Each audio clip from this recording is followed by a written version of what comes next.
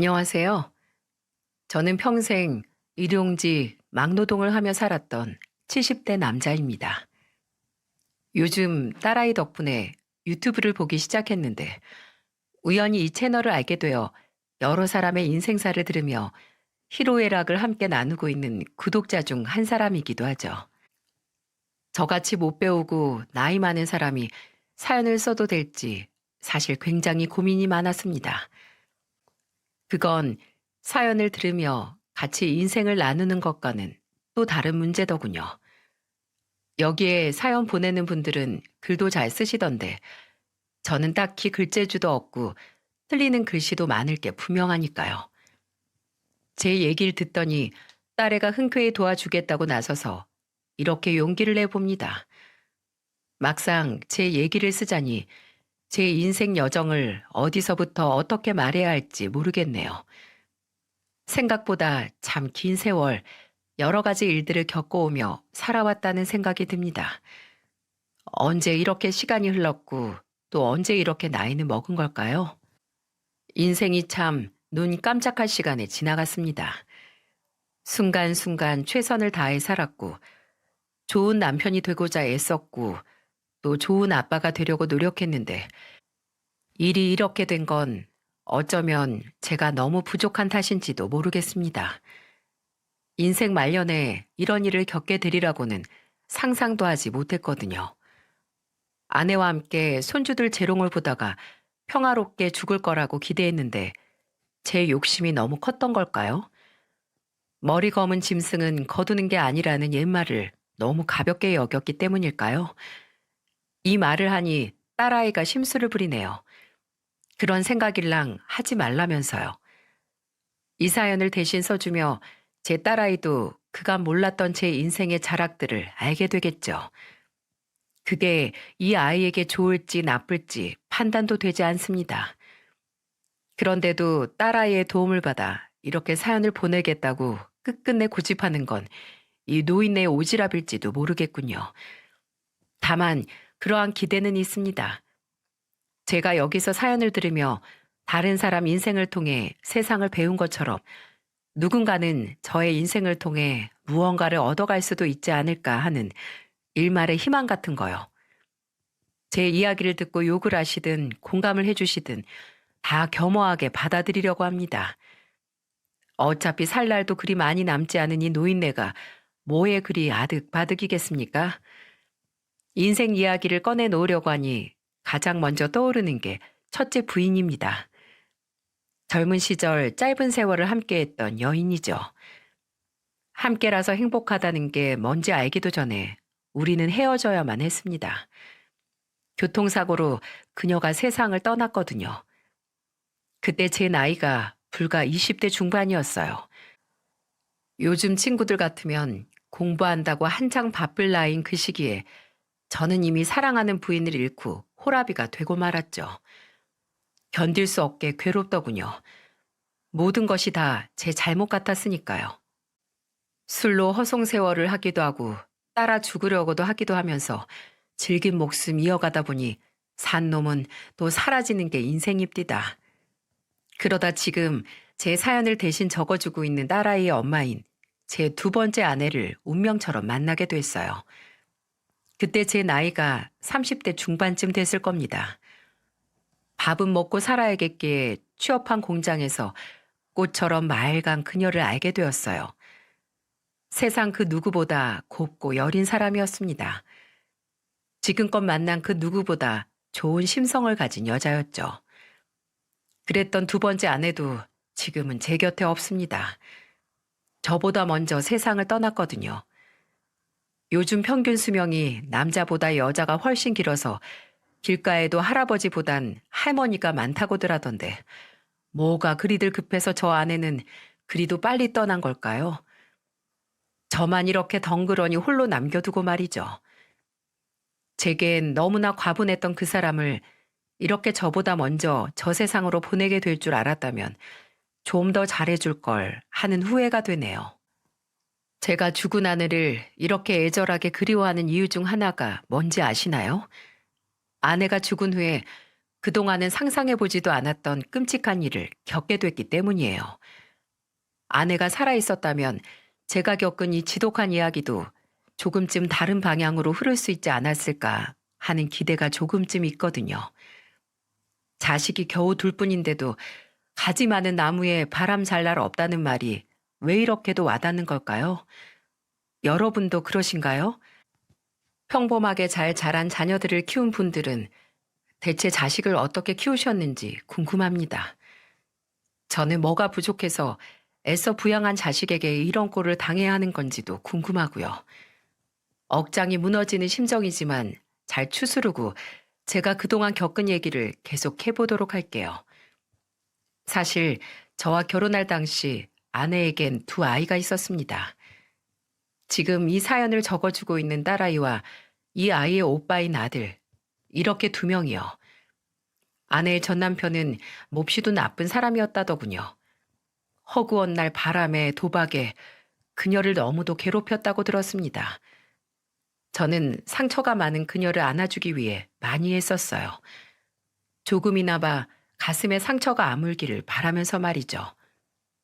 처음에 아내를 만났을 땐 어린 두 자녀가 장모님 손에서 크고 있었습니다. 일을 하며 두 아이까지 돌볼 수 없었던 아내가 어머니께 아이들을 맡겼다고 하더군요. 그녀와 결혼한 후 제가 아내의 손을 꼭 잡고 말했습니다. 여보, 이제 우리 아이들 데려옵시다. 부족하지만 내가 좋은 아빠 노릇 해볼게. 그러니 당신은 이제부터 집에서 살림하고 아이들 돌봐. 어떻게 해서든 돈은 내가 벌어올 테니 걱정 말고. 고마워, 고마워요, 여보. 제 말에 아내가 감격해서 눈물을 흘리더군요. 그렇게 아이들을 장모님 댁에서 데려오고 저는 아이들을 남부럽지 않게 키우기 위해 좀 더 벌이가 좋은 직장이 뭘까 찾아 헤맸습니다. 당시 아내와 함께 다니던 공장은 규모도 작고 벌이도 시원찮았거든요. 결국 저는 막노동 기술직으로 직업을 바꾸기로 결심했죠. 기술을 배워야 하긴 했지만 이전보다는 훨씬 돈을 더 많이 벌 수 있었으니까요.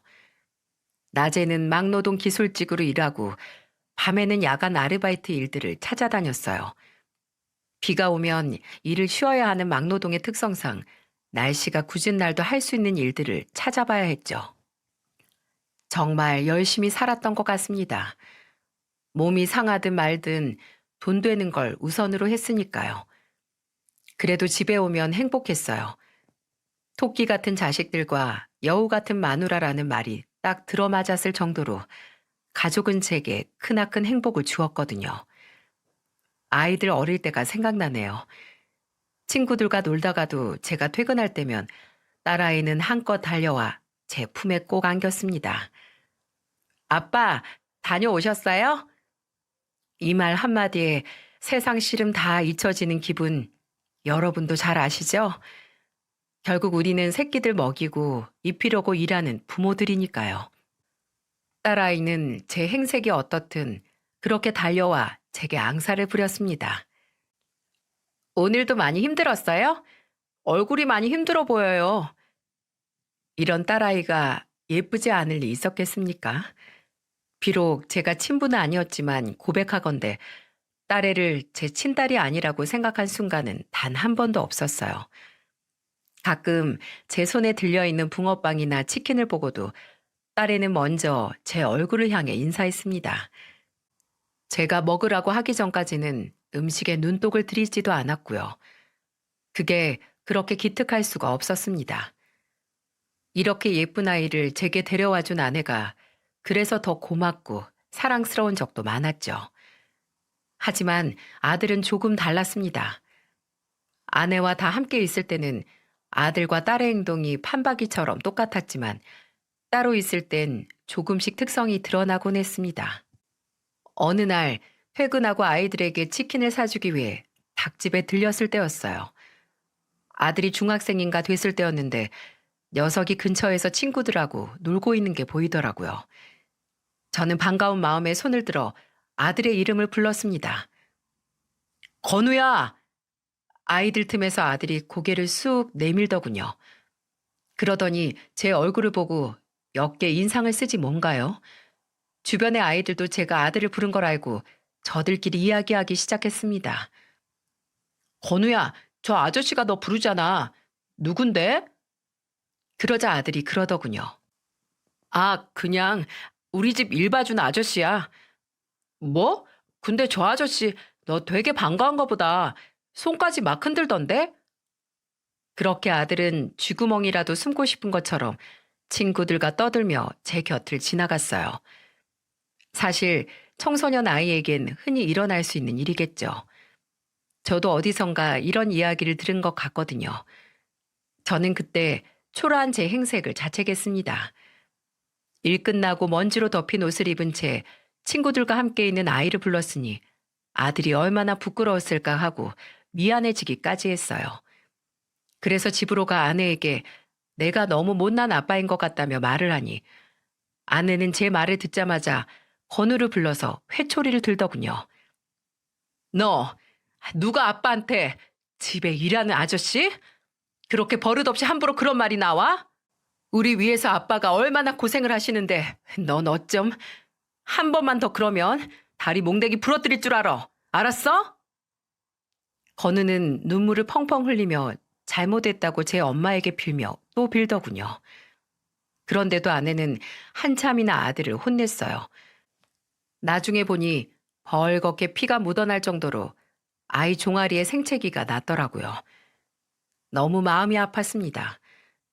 괜히 아내에게 아들의 잘못을 잃은 것만 같아 마음이 불편하기까지 했죠. 그날 밤 아들의 다리에 약을 발라주는데 녀석이 제게 그러더군요. 만족하세요? 저는 당황하고 말았습니다. 만족하냐니 이게 무슨 말인지 알 수가 없었거든요. 엄마랑 동생을 뺏어가는 것도 모자라서 이제 나랑 사이까지 멀어지게 만들려는 거예요? 저는 아들의 오해를 풀어주고 싶었어요. 그래서 제 마음을 열심히 설명했습니다. 말주변도 없으면서 말이죠. 그런 거 아니야. 아빠는 밖에서 건우를 봐서 너무 반가워서 인사한 거고, 건우는 지저분한 옷을 입고 있는 아빠가 친구들 앞에서 얼마든지 창피할 수 있다고 생각해. 그래서 엄마한테 이런 일이 있었다 가볍게 얘기한 건데, 엄마 생각은 달랐나 봐. 아빠 때문에 건우가 엄마한테 혼난 것 같아서 마음이 아파. 그러려던 거 아니야. 화 풀어, 건우야. 아들은 제 말을 듣는 둥 마는 둥 하고 나가버리더군요. 그 이후에 아들은 갈수록 저를 바라보는 눈빛이 차가워지기 시작했습니다. 그나마 다행인 건 아들은 공부를 제법 잘했다는 거예요. 자기는 꼭 성공해서 돈을 많이 벌어 거지같이 살지 않겠다며 큰 야망을 꿈꾸며 자랐습니다. 결국 아들은 대한민국 사람이면 누구나 아는 대기업에 취직을 했어요. 딸도 아들만큼은 아니었지만 안정적인 직장에 취업을 할 수 있었고요. 정말 고마웠습니다. 제가 애쓴 것보다도 훨씬 더 잘 커준 것 같아 늘 감사한 마음이었죠. 그렇게 아이들이 이제 스스로 제 밥벌이를 할 수 있는 상태가 되자 마음이 한결 놓이더군요. 제 할 일을 다 했다는 뿌듯함이 가슴에 차올랐어요. 이제는 아내와 여유로운 시간을 보내며 여생을 즐기기만 하면 되겠지 했습니다. 앞서 적어뒀듯 아내는 곧 제 곁을 떠날 운명이었는데 그런 불행은 예상도 하지 못한 채로 혼자 행복에 겨워 있었죠. 멍청하게도 말이에요. 할 일을 다 해두고 나면 행복할 일이 제 발로 찾아올 거라 믿었습니다. 하루하루 보내는 이 시간 속에서 행복해야 한다는 사실을 간과하면서요. 제 곁에서 고생만 한 아내는 아들이 28살 되던 해 암으로 투병을 하게 됐어요. 억장이 무너졌습니다. 이렇게 아내를 보낼 수는 없었어요. 저는 아내를 향해 다짐하듯 말했습니다. 걱정 마, 여보. 내가 당신 꼭 살릴 거야. 절대 죽게 안 둬.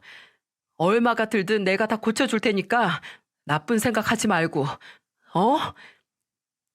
의사 선생님의 말에 의하면 아내는 말기암이어서 살 수 있는 확률이 거의 없다더군요.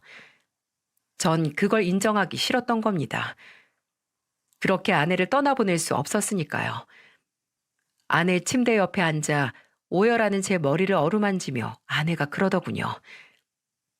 당신 이만하면 됐어. 그간 고생 많이 한 거 알아. 이제 당신도 좀 편해져야지. 치료를 멈추자는 뜻이었죠. 하지만 저는 그럴 수 없었습니다.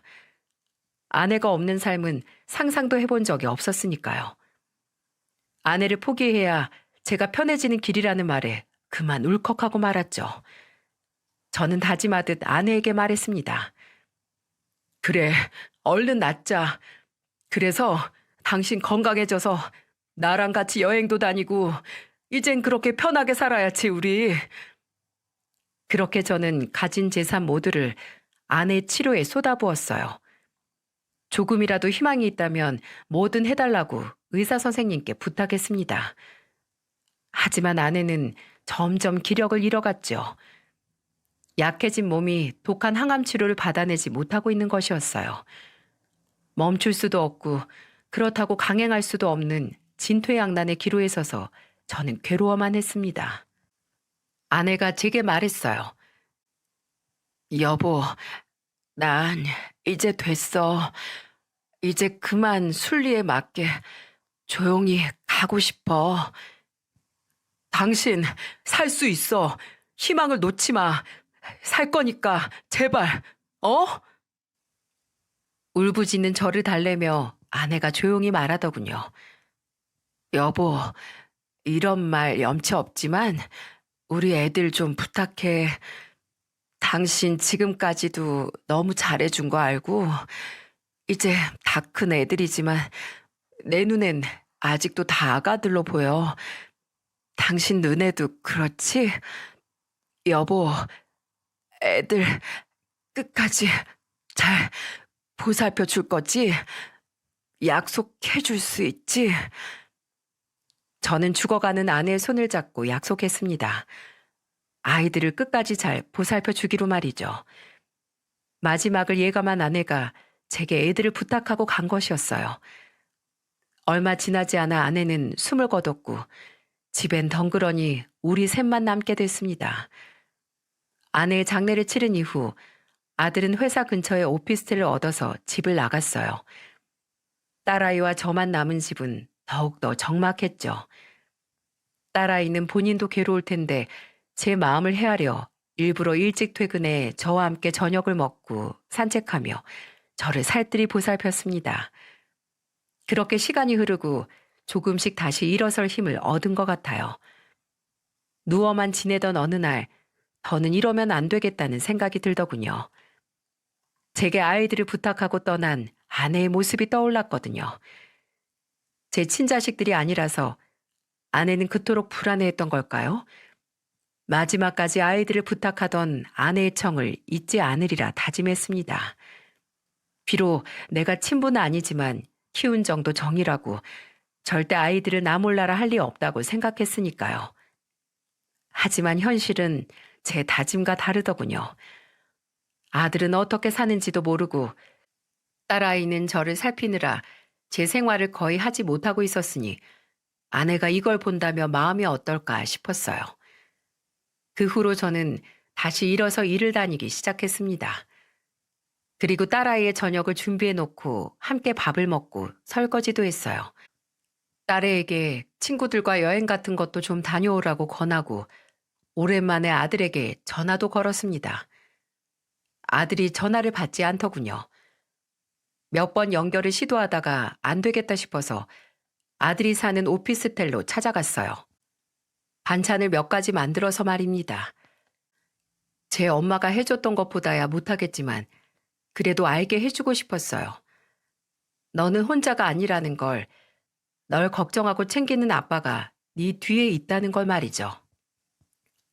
녀석을 찾아가다가 집으로 들어오는 아들과 딱 마주쳤습니다. 저는 반가움에 달려갔죠. 그런데 아들의 반응이 이상하더군요. 여기까진 왜요? 불퉁한 목소리에 저도 모르게 위축이 됐습니다. 괜히 와서 귀찮게 하는 건가 싶은 마음이 들어서요. 반찬 가져왔다. 그런 걸 뭐하러? 괜히 냄새만 나게. 그런 아들의 반응이 속상했지만 서운해하지 않으려고 했어요. 젊은 사람에겐 그렇게 생각될 수도 있겠다 싶었거든요. 밥 잘 챙겨 먹었으면 해서 좀 만들어 와봤어. 네 동생이 아주 잘 먹어. 네 입맛에도 맞으면 좋겠구나. 저 밥 사 먹어요. 앞으로 이런 거 가져오지 마세요. 그러더니 반찬도 받지 않고 그대로 집안에 쏙 들어가 버렸습니다. 어쩔 수 없이 좀 야속한 마음이 들더군요. 들어와서 차 한 잔이라도 하고 가라고 할 줄 알았거든요. 그래도 이해하려고 애썼어요. 제 엄마가 그렇게 떠났는데 마음이 어떨까 싶어서 말이죠. 당장 저만 해도 어제까지 이불 속에 누워서 꼼짝 않고 지냈으니까요. 그러고 보면 우리 딸애가 참 대견하면서도 짠하다는 생각이 들었습니다. 터덜터덜 집으로 돌아와 청소하고 딸아이를 기다렸어요. 일이 많아서 퇴근이 늦었다더군요. 저와 함께 늦은 저녁을 먹으며 딸애는 아들에게 가져갔던 반찬을 세상에서 제일 맛있다며 치켜 세워주었죠. 그렇게 아들에게서 받은 상처가 딸애에게서 치유되는 하루였습니다. 아들에게선 이후로도 연락이 없었어요. 제 생일이 되어도 명절이 되어도 찾아오기는커녕 전화 한 통이 없었죠. 걱정됐어요. 제 엄마를 잃은 슬픔으로 잠시 가족들과 떨어져 있고 싶다 치더라도 그 시기가 너무 길어지고 있었으니까요. 저는 아들에게 메시지를 보내기 시작했습니다. 아들, 오늘은 날씨가 참 좋다. 아침은 먹었니? 밥 잘 챙겨 먹고 다녀. 건강이 제일이란다. 회사 생활 힘들진 않니? 아직은 서툴고 낯설어서 잘 모르는 것도 많고 어렵겠지만 열심히 노력하다 보면 금방 적응될 거야. 넌 영리한 내 아들이니까. 비 오는데 우산은 챙겨갔나 모르겠다. 비 맞지 말고 길 미끄러우니 조심하고. 이렇게 수차례 메시지를 보내도 답장이 오는 건 단 한 차례도 없었죠. 전화하면 메시지로 회의 중이라고 남기면서 수신을 거절해버리거나 그것도 없이 안 받기 일쑤였고요. 어쩌다 한 번이라도 받으면 귀찮아 죽겠다는 듯한 목소리로 이렇게 말했어요. 왜요? 바쁘다고요? 돈 필요해서 이래요? 그런 거면 차라리 딱 말해요. 사람 헷갈리게 하지 말고. 아니, 그런 거 아니다. 네 생일이라서 미역국은 먹었나 하고 이 아빠가 가서 생일상 차려주고 싶은데 괜찮을까? 무슨 애도 아니고. 됐어요. 오늘도 야근이라 그럴 시간 없어요. 끊어요. 바쁘니까. 매정한 아들은 그렇게 저에게서 한없이 멀어져만 갔습니다. 죽은 아내를 볼 낯이 없었어요. 어떻게 해야 아들과 다시 가까워질 수 있을까 고민했습니다. 딸애에게도 상의해 봤을 정도로 제게 심각한 문제였어요. 딸애가 하나의 해결책을 제시하더군요. 아빠, 오빠가 많이 바빠서 그러나 본데 그냥 작은 선물 같은 거 보내주는 건 어때요? 어떻게? 핸드폰으로 쉽게 할 수 있어요. 이런 식으로요. 딸아이는 비타민 음료나 홍삼정 같은 걸 핸드폰으로 쉽게 선물할 수 있는 방법을 알려줬고 저는 그걸 활용해 아들에게 연락했습니다. 간단한 메시지와 함께 선물들을 보내니 아들이 답장은 안 해도 제 선물은 받더군요. 한 걸음 더 가까워진 것 같았어요. 딸아이가 확인하고 제게 알려줬습니다. 아빠, 이것 봐요. 오빠가 자기 주소 적어뒀네. 지금 택배사에서 배송 중이라고 떠요. 내일이면 받겠는데요? 저는 그렇게 제가 할 수 있는 방법들을 찾아 아들과 가까워지기 위해 노력했어요.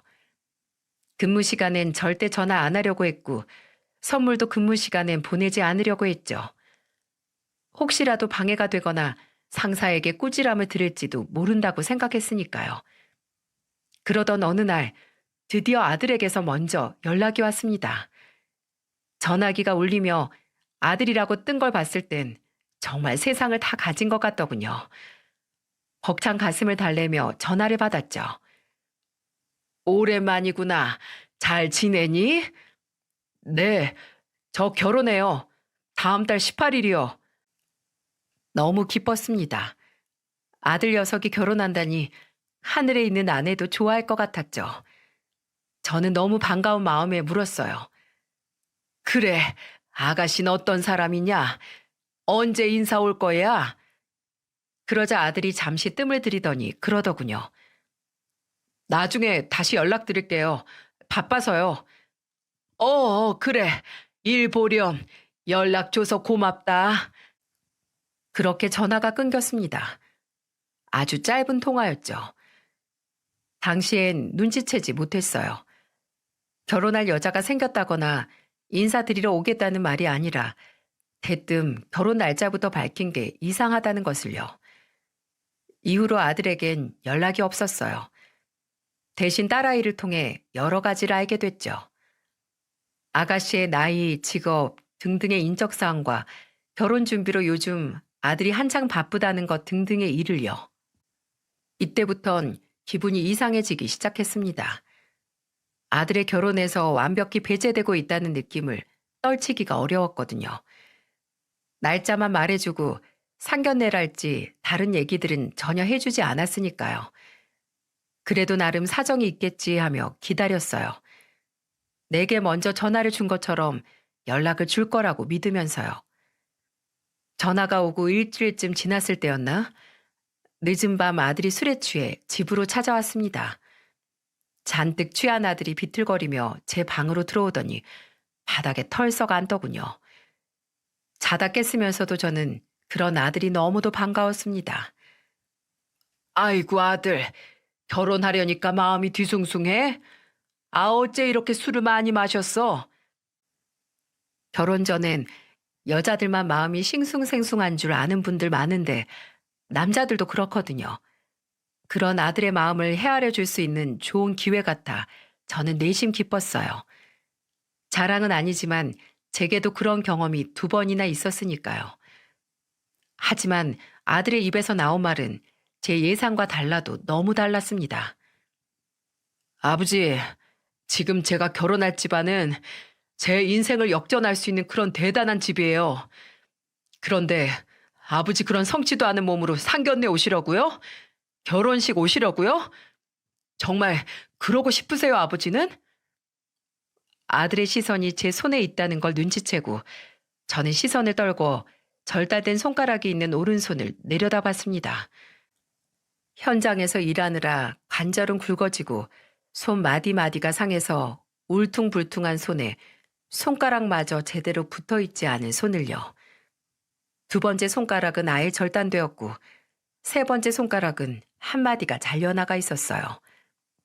이것을 두고 이제까지 부끄럽다고 여긴 적은 없었습니다. 불편한 적은 많았어도 말이죠. 그런데 제 아들은 저와 달랐나 봅니다. 손가락조차 제대로 달려있지 않은 아버지가 부끄러웠나 봐요. 순간 억울함이 치밀어 오르더군요. 너를 먹여 살리고자, 너를 가르치고자, 너를 키우고자 애쓰다가 그리 되었다 라고 소리치고 싶었습니다. 하지만 아들은 취한 상태였고 제가 이런 여러 가지 생각을 하는 동안도 계속해서 자기 애들을 늘어놓고 있었죠. 저는 가만히 아들의 말을 듣기만 했습니다. 그리고 저 다 얘기했어요. 아버지가 제 친부가 아니라는 사실을요. 그랬더니 그쪽 집에서 뭐라고 한 줄 아세요? 친부도 아니고 몸도 그렇게 불편하시면 굳이 오지 않으셔도 된다고 하더라고요. 그렇게 잘난 집안에서 막일이나 하는 집 아들과 결혼시킨다는 것 드러내놓고 보여주고 싶겠어요? 아버지, 제가 무슨 말 하는지 이해되시죠? 처음으로 제 직업이 부끄럽다고 여겨지더군요. 막노동판에서 일하고 있지만 아무나 할 수 없는 기술을 익혔고 남들보다 몇 배나 돈도 많이 받고 있어요. 어지간한 월급 생활자보다도 더 많이 벌고 있어서 늘 부러움을 한 몸에 샀었습니다. 그런데 아들의 눈엔 그저 막노동, 막일, 험한 일, 부끄러운 일로만 보이는 것 같더라고요. 뭘 위해 이렇게 애쓰며 살았는지 회의가 들었죠. 제게 아이들을 부탁하고 떠난 아내의 얼굴도 떠올랐습니다. 대체 제가 어떻게 해야 하는 건지 갈피를 잡지 못하겠더라고요. 아버지 까놓고요. 제 생부도 쓰레기였다면서요. 지금 죽었는지 살았는지도 모르는 그런 인간 대신 결혼식 참석해봐야 뭐 얼마나 좋겠어요. 엄마도 돌아가신 마당에 아들, 아버지 그런 허울 벗어버리고 우리 서로 적당히 지내요. 그간 키워주신 고마움은 있으니까 돈 필요하거나 어려운 일 생기면 말씀하세요. 모른 척하진 않을 테니까요. 아들의 말에 마음이 무너져 내렸습니다. 화도 치밀어 올랐어요. 어릴 때부터 금이야 오기야 물고 빨며 키운 아들 녀석이었죠. 그런 녀석에게 이런 말을 듣게 될 줄 누가 알았겠습니까? 어차피 피 한 방울 안 섞인 사이에 뭘 그렇게 심각해요. 신경 쓸 일 없어지고 좋지. 안 그래요? 웃음기 섞인 목소리로 아들놈이 제 영혼과 살을 파헤치는 기분이었죠. 마음을 어떻게 정리하고 뭐라 대답해야 할지 갈피를 잡지 못하는데 갑자기 문이 벌컥 열리더군요. 딸아이였어요. 잠옷바람으로 우악스럽게 방문을 밀치고 들어온 딸이 아들의 귀싸대기를 힘껏 때렸습니다. 그 바람에 놀란 아들이 술이 깬 듯 눈을 크게 뜨더군요. 야, 이 짐승 새끼야. 네가 감히 아빠한테 그딴 소리 짓거려? 네가 사람 새끼니? 너 아버지 없었으면 그 잘난 대학도 못 가고 그 잘난 회사 들어가는 것도 어림없었어. 인간이면 은혜를 알고 분수를 알아 이 새끼야. 이 천벌받을 놈아. 아들이 벌떡 일어서더니 딸애를 밀치며 소리쳤습니다. 네가 뭘 알아? 네가 뭘 아냐고? 네가 내 상황 알아? 알면서 짓거려? 이런 다 쓰러져가는 집에서 저 인간이랑 둘이 사니까 세상 어떻게 돌아가는지도 모르겠지? 이 답답아. 너도 언제까지 이러고 살 건데, 어? 딸아이가 손바닥으로 아들내미의 몸을 내리치며 오열하더군요. 너 나중에 엄마 얼굴 어떻게 보려고 그래? 오빠, 정신 차려 제발. 그러다 천벌받는다고 정말. 아들이 바닥에 침을 퇴뱉더니 말하더군요. 뭔 대화가 통해야 말을 해먹지. 귓구녕이 다들 막혔나. 왜 이성적으로 생각을 못해? 내가 나 잘 되면 혼자 입 싹 닫는다고 했어? 도와준다잖아. 돈 준다잖아. 그렇게 씩씩거리며 아들은 딸애와 저를 노려보았습니다. 하늘이 무너지는 것 같았어요. 결국 아들은 제 직업과 잘린 손가락이 부끄럽다는 말을 하러 온 거였더군요. 자신의 출세에 제가 방해만 된다고 생각한 거였어요. 제가 아들을 향해 조용히 말했습니다. 그래, 알았다. 네 뜻은 충분히 알아들었으니 이제 그만해. 네 말대로 엄마도 돌아가셨으니 너와 나는 이것으로 인연을 끝내도록 하자. 내가 짐승 새끼를 키웠어. 넌 꼭 천벌받을 거다 이놈아. 아들은 대답하지 않았어요. 오히려 제가 인연을 끊자고 하자 안도하는 분위기더군요. 옆에 있던 딸애도 제 오빠를 향해 말했습니다. 그래, 인연 끊어. 너 같은 거 사람 새끼도 아닌 놈이랑 더는 오빠 동생으로 지내고 싶지도 않으니까. 누구랑 결혼하든 말든 알아서 잘 살아. 다신 아버지나 나 찾지 말고 천벌받을 놈아. 아들은 바라던 바라면서 쌩안이 집 밖으로 뛰쳐나가더군요. 아들이 가고 난 후 딸아이와 서로를 부여잡고 얼마나 울었는지 모릅니다. 죽은 아내에게도 미안하고 저 때문에 제 오빠랑 연을 끊겠다고 선언한 딸애한테도 미안하고 모두 다 제 탓인 것만 같았죠. 아들이 다녀간 이후로 마음 편할 날이 없었어요. 밥을 먹어도 속에 돌덩어리가 얹힌 것 같은 기분이었고 잠을 자도 마찬가지였습니다. 가지고 있던 얼마 안 되는 돈도 아내의 병원비로 다 써버린 탓에 저는 일을 해야만 했어요. 두 아이의 결혼 자금에 조금이라도 보태기 위해서였죠. 일하면서도 저는 내내 마음이 무거웠습니다. 대체 어떻게 하면 아내에게 부끄럽지 않은 가족의 모습을 보여줄 수 있을지 그것만 생각했어요. 아무리 생각해도 답은 나오지 않았죠. 제가 결혼식에 참석 안 하는 건 괜찮습니다. 여성 말대로 저는 친아버지도 아니고 번듯한 사돈댁이 보기에 부족한 건 사실이니까요. 하지만 딸의만큼은 그럴 이유가 전혀 없었거든요. 괜히 제 편을 들다가 감정이 격해져서 그렇지 두 사람 사이가 나쁜 것도 아니고 이렇게 척을 져서는 안 된다고 생각했어요. 그래서 저는 다시 한번 아들과 함께 얘기를 나눠보기로 결심했습니다. 여러 번 전화했지만 아들은 받지 않았어요. 그래서 메시지를 남겼죠. 네 말대로 나야 한치 걸러 남이라고 치지만 동생은 그게 아니잖니. 동생이랑 다시 얘기를 좀 나눠보는 게 어때? 하늘에서 엄마가 이 모습 보면 얼마나 슬퍼하겠어. 그 후로도 아들은 제 전화를 받지 않았습니다. 지금 생각해보면 모든 게 다 슬프네요. 제가 그날 그런 생각을 하지 않았더라면, 그래서 아들네 집으로 찾아가지 않았더라면, 그랬다면 어땠을까 하는 생각이 들거든요. 다시 한번 더 얘기 나누기 위해 찾아간 아들네 집에서 어떤 일이 벌어졌는 줄 아세요? 지금 생각해도 참담합니다. 아들이 저한테 이렇게까지 할 거라곤 생각하지 못했으니까요. 아들네 집 앞에 다다랐을 때 저는 어떤 젊은 여자와 마주쳤습니다. 보자마자 알았어요. 제 며느리 될 사람이라는 것을요. 그녀는 제 초라한 행색을 보더니 눈살을 찌푸리고 말했습니다. 저기 어떻게 오셨어요? 전 당황을 했습니다. 인연을 끈지 않은 아들인데 당당히 아버지라고 밝힐 수 없더군요. 게다가 일하고 바로 온 탓에 정말 행색이 지저분하기까지 했거든요. 설마 며느리라는 여자를 만나게 될 줄은 꿈에도 몰랐으니 말이죠. 그래서 애비가 아닌 척 말을 둘러대고 말았습니다. 아, 보일러 AS를 신청하셨더라고요. 사장님은 댁에 안 계신가요? 저는 이렇게 말해야만 했습니다. 젊은 여자는 가까이로 다가오더니 제 얼굴을 빤히 들여다보더군요. 그리고 이렇게 말했습니다. 거짓말이죠? 왜 거짓말 하세요? 아들 보러 왔으면 그렇다고 말씀하시지. 당황하고 말았습니다. 하지만 침착하기 위해 최선을 다했어요. 무슨 말씀이신지 오해가 있으신 것 같네요. 저는 다음에 다시 오겠습니다. 그렇게 뒤돌아 가려는데 아들이 다가오더군요. 험악한 얼굴이었어요. 저와 집 앞에 젊은 여자를 번갈아 보더니 표정을 더 험상궂게 짓더군요. 이런 재주도 있으셨어요? 왜요?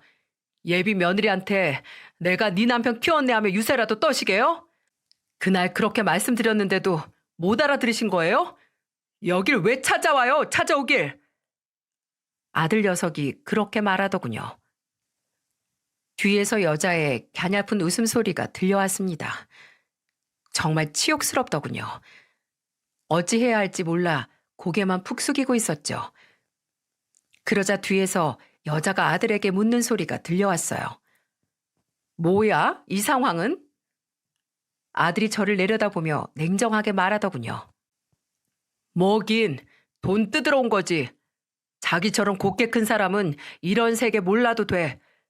아주 후진, 버러지 같은 세상 속 사람이거든. 이건 아니다 싶었습니다. 저는 고개를 들어 눈을 맞추며 아들에게 말했어요. 이러지 마라, 건우야. 나와는 그렇다 쳐도 네 동생과는 이러면 안 되잖니. 그래서 왔어. 마지막으로 너랑 얘기해 보려고.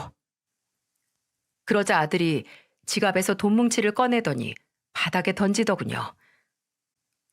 꼴에 애비 노릇 하려고 하시네요. 그러면 절 놓아주시면 되잖아요. 내가 이 집 구석이 싫다고요. 왜 내 앞길을 막으려고 하시냐고요. 저 보세요. 아버지 이 모습 때문에 저 여자가 낄낄대며 웃고 있는 거 안 보이세요? 그래서 싫다고요. 아시겠어요? 이런 꼴 당하기 싫으시면 부잣집 아들로 키워주셨어야죠. 평생 냄새나고 막노동한 아버지를 누가 존경하고 아버지 대우해주겠어요? 어서 이 돈 줍고 어서 가세요. 정말 충격적인 모습이었습니다. 옆에서는 건우의 안사람 될 여자가 뒤에서 까르르 웃고 있더군요. 정말 비통했습니다. 아무리 세상이 변했다 하지만 우리 시대에서는 있을 수 없는 일이 벌어지고 있었죠.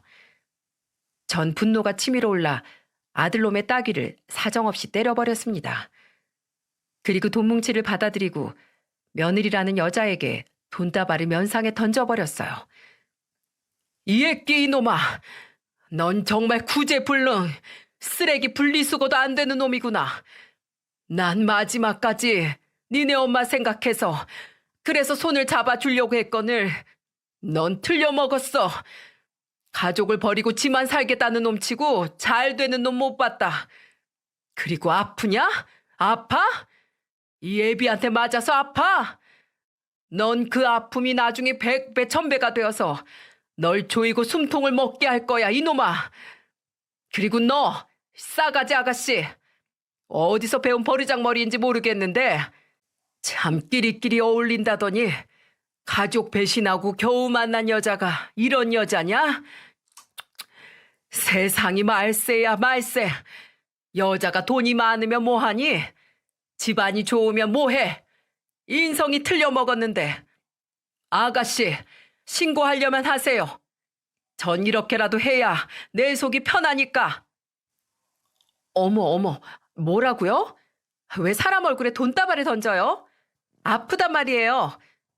진짜 내가 이번엔 참지만 다음에는 안 참아요. 또 그러면 우리 아빠한테 다 이를 거라고요. 그 여자는 내 말에 충격받았는지 어린애처럼 울기 시작하더군요. 참 속도 없고 개념이라는 건 밥을 말아먹었는지 한심하기 짝이 없었죠. 그렇게 저는 집으로 향했습니다. 길을 뚜벅뚜벅 걸으면서 다짐한 게 있어요. 더는 아들놈과 상종도 하지 않겠다고. 하늘에 있는 당신에게 미안하지만 저 애는 내가 알던 우리 아들이 아니라고. 정말 천벌받을 놈이라고 말이에요. 그렇게 며칠이 지나고 정말 엄청난 일이 벌어지고 말았습니다. 사람의 말이 이렇게나 무섭다는 걸 절실히 깨닫게 된 또 하나의 사건이 일어난 건데요. 아들이 정말 천벌을 받은 건 아닐까 하는 생각이 들 만큼 끔찍한 일이 벌어지고야 말았어요. 결혼식을 불과 2주 남겨두고 아들이 교통사고로 의식을 잃은 것이었습니다. 음주운전이라고 하더군요. 아들놈은 회식 자리에서 만취가 됐다가 대리기사를 부르지 않고 직접 운전을 하다 가로수를 들이받아 큰 중상을 입은 것이었어요. 하지만 그걸로 끝이 아니었습니다. 교통사고 소식을 들은 예비 사돈댁에서 사람을 보내 아들의 상태를 파악한 후 파혼장을 날렸다는 거예요. 그쪽에서 그랬다고 하더군요. 내 귀한 딸 보내는데 누가 장애인 사위를 얻고 싶냐면서 말이죠. 그리고 음주운전 전과자한테 우리 딸을 맡길 수 없다 통보해 왔습니다. 그런 사위 필요 없다면서 냉정하게 아들을 버린 순간이었죠.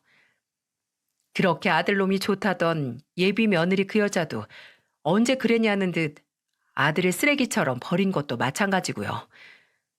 목숨은 겨우 건졌지만 결국 아들은 휠체어 신세를 지게 됐습니다. 제가 어찌 알았겠습니까? 이런 일이 벌어질 거라는 걸요. 여러분들 아시죠? 음주운전에 관한 법률이 강화되어 벌금도 상당히 많아졌다는 사실을요. 면허는 당연히 취소였고 아들은 다닌 회사에서도 반강제적으로 그만둘 수밖에 없었습니다.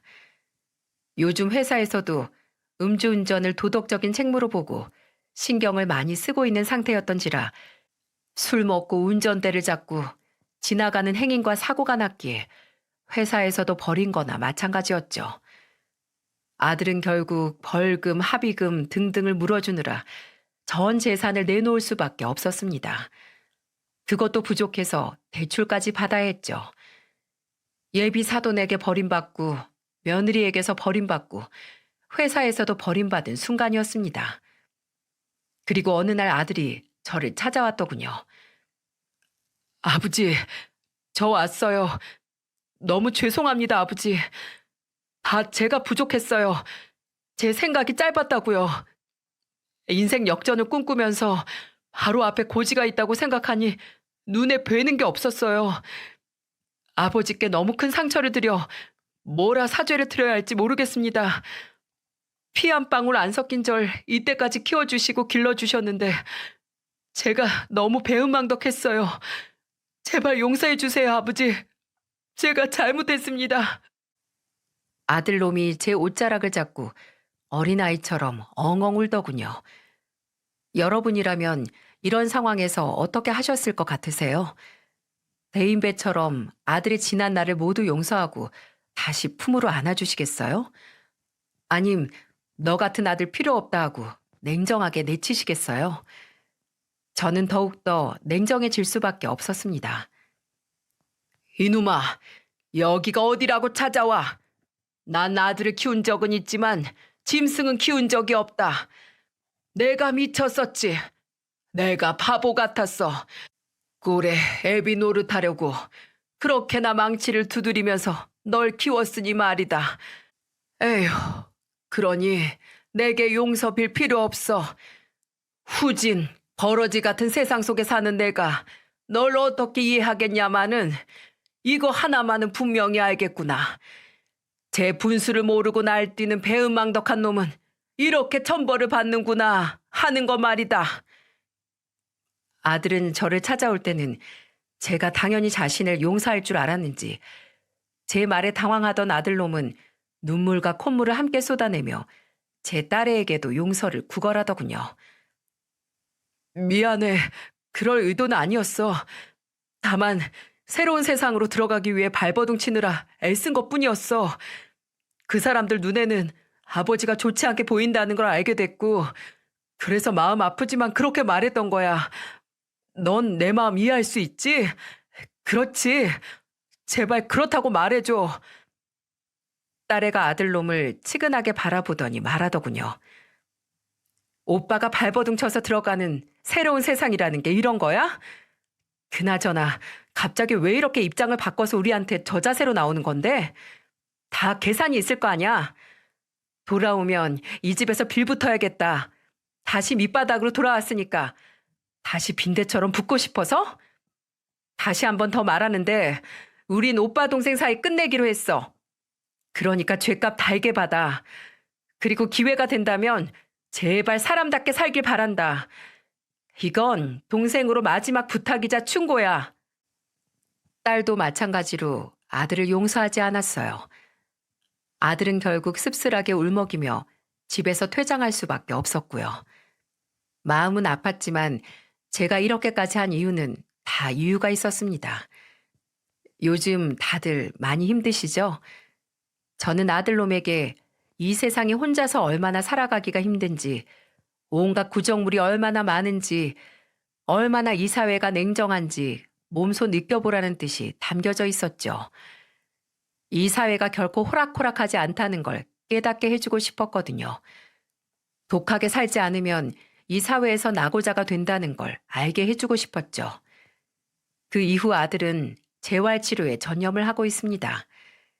집도 원룸을 얻어서 근근히 살아가고 있는 걸로 보였어요. 제발 정신 차리고 제 앞길이나 잘 챙겨서 살길 바랄 뿐입니다. 여러분, 70여 년 동안 길다면 길고 짧다면 짧은 인생을 살아오면서 참 많은 걸 겪었습니다. 그런 제 인생 이야기를 통해 작은 무언가라도 얻을 분이 한 분이라도 계시다면 저로서는 이 사연을 쓴 충분한 의의가 되었다고 생각합니다. 저는 앞으로 우리 딸을 바라보며 열심히 살아갈 생각입니다. 가끔 이런 생각도 드네요. 만약에 우리 딸이 내 옆에 없었다면 난 어떻게 됐을까? 이런 생각 말이죠. 지금도 주방에서 된장찌개를 끓이고 있는 뒷모습을 보면 참 감사할 따름입니다. 이런 딸과 앞으로 정직하게 잘 살도록 하겠습니다. 여러분 인생이 오늘 하루도 찬란하길 바라겠습니다. 감사합니다.